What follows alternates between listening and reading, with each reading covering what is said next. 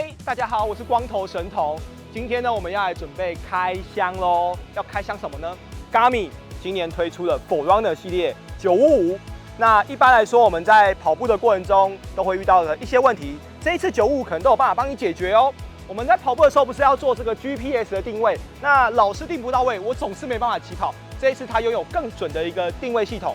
那再来呢，我们有看过，就是跑步的时候可能跑到一半，电量没了。那我甚至看过超马选手厉害的是拿着行动充，然后充电，边充边带着手表跑步。What happened？ 这到底什么状况？那它这次加了太阳能的功能，很重要的是，我们希望我们的手表一定怎么样？时常是有电的，所以它也延长了这个电池的总量。那这不用变成是说可能2天3天就要充一次，可以拉长可能4到5天才充一次电。最重要的是什么？我们日常使用的时候，它增加了这个触碰的功能，让我们可以在滑动的时候可以有更快、更便捷的一个方式。今天我要来做的测验是什么？我要来看看经过了我慢跑3公里，加上30分钟的肌力，它还会剩下多少电？所以我们特别来到了青年公园，最可以晒到太阳的地方。那接下来我们就来看看它到底实不实用吧。我们出发。即使要跑3公里呢，我们也要来做暖身运动。那在跑之前呢，基本上我会先开启定位，让它有时间去做定位。好，那我们就可以开始做暖身了。也太快了吧！定位好了。我刚刚才要做第一个动作就已经定位好，我们再试一次好不好？好，跑步。有没有已经定位好了？它直接就逼了，也太快了吧！好，那我们现在拿另一只来试试看，看两只手表到底前后差异到底有差多少。那我们现在就要来看这2只手表的定位比对哦。3、2、1。左边的955已经定位好了，那右边935也定位好了。那我们可以看到，就是说，可能我们一般啊，现在因为在空旷的地方，所以2只手表的定位速度可能没有差这么的多。但是呢，我们如果在晚上，可能团练的时候，或是云层比较厚的时候，这个定位时间就会稍微花比较久一点点的时间。那我们就可以看到，这一次955呢，在定位这个部分其实是非常的快速，非常的便利。那我们就可以来再准备暖身，来看看它跑步的状况的耗电量怎么样。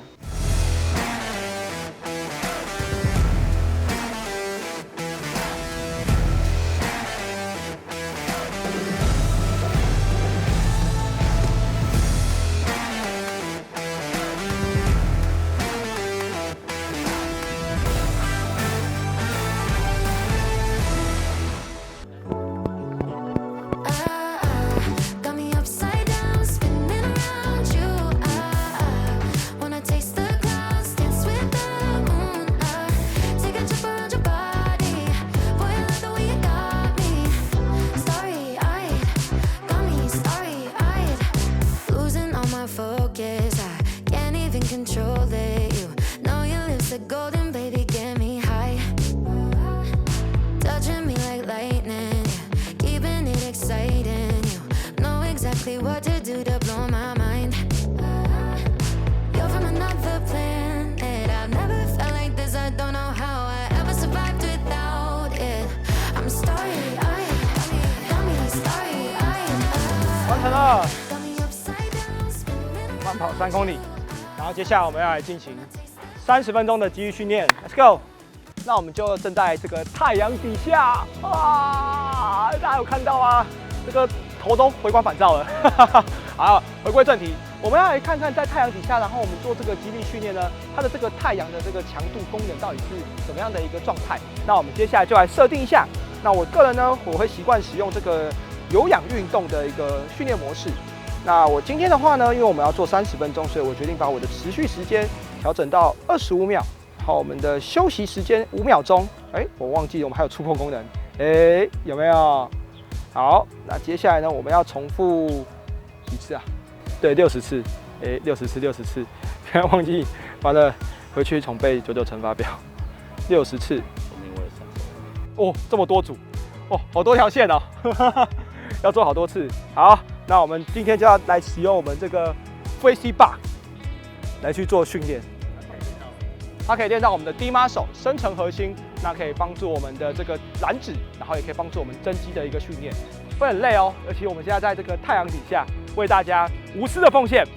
好，3、2、1，开始。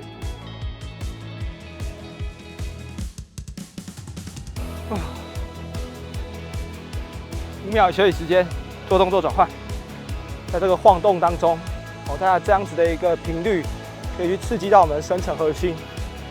哇，好热啊！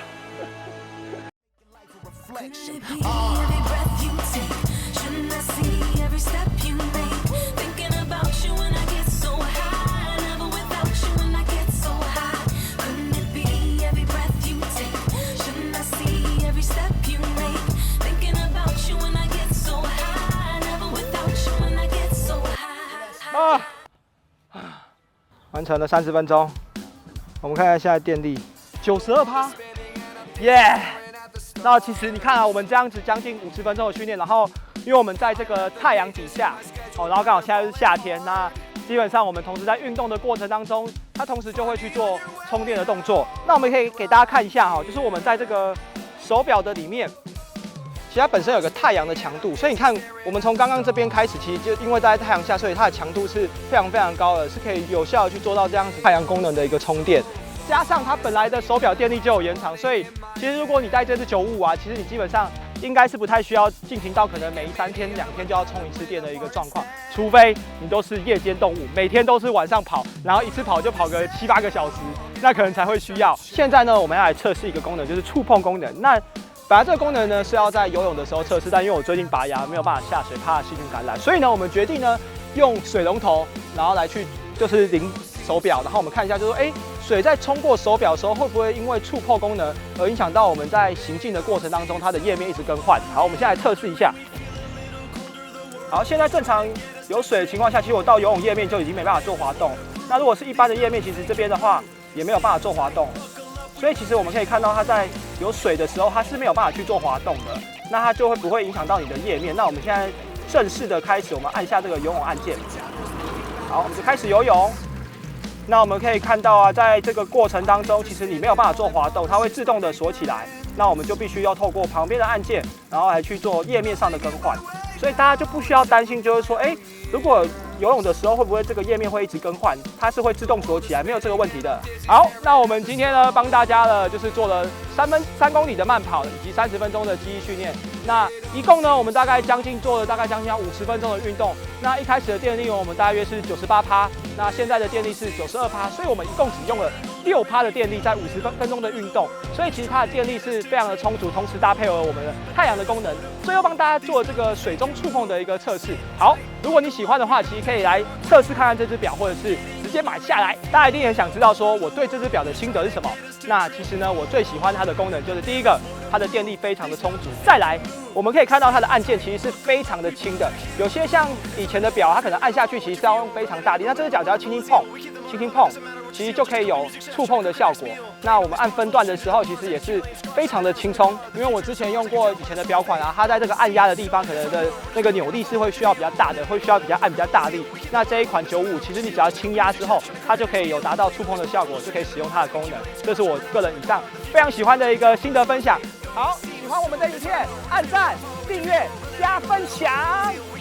下次影片见喽，拜拜。